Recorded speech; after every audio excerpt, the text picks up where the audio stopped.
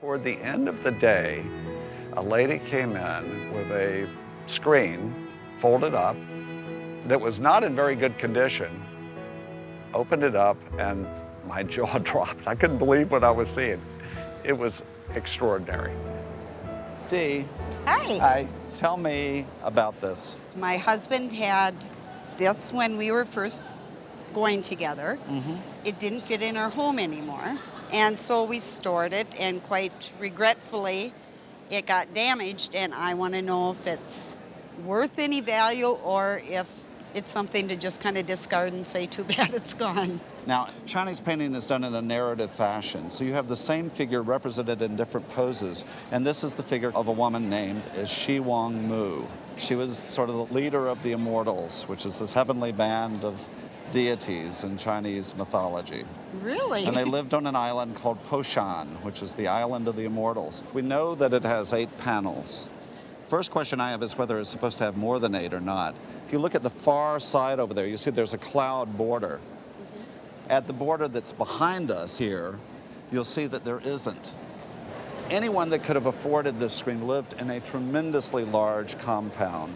This was something that was meant for the very highest tiers of Chinese society. I think that the value of this has to be in the $30,000 to $50,000 range, as it is now. Oh my goodness.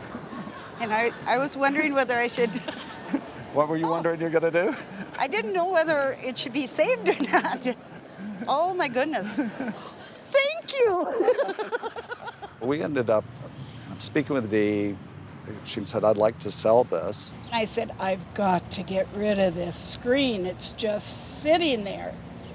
And my daughter said, well, that's not hard. And she got on her computer and she emailed him, and a half hour later, Alert called. We prepared it for auction, promoted it to all of our Chinese clients, and had it advertised everywhere, and everybody is going, what a terrific Chinese screen. And then the auction day comes. The day of the auction, I was on the way to a doctor's appointment, and my daughter texts $60,000, and I thought, wow. And I'm at this appointment, and my phone's keeping going bing, bing, bing, and I said, my kids must be trying to figure out how they can get that money away from me and split it. And after I was done, I got a hold of my daughter, and she says, come on, it's still going on.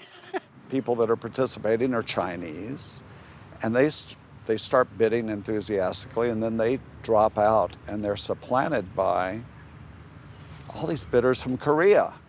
When it got higher, my son had texted, he was in California, and he had texted, Mom gave Lark a hug at 30 to 50,000. What's she going to do now? And it was just a joke. It was just a joke, Lark.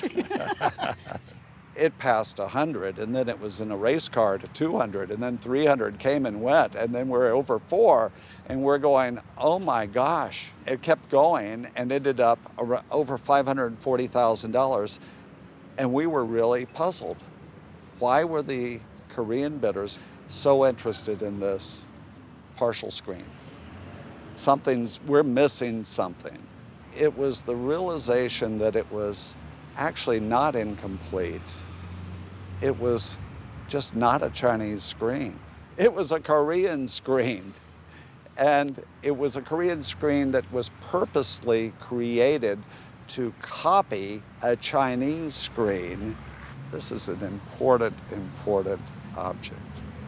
It really shocked me. It shocked the audience of Chinese bidders who were bidding. It shocked my staff. It shocked it. All of us were surprised.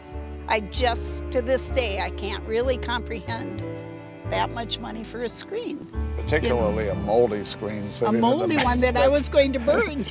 Right.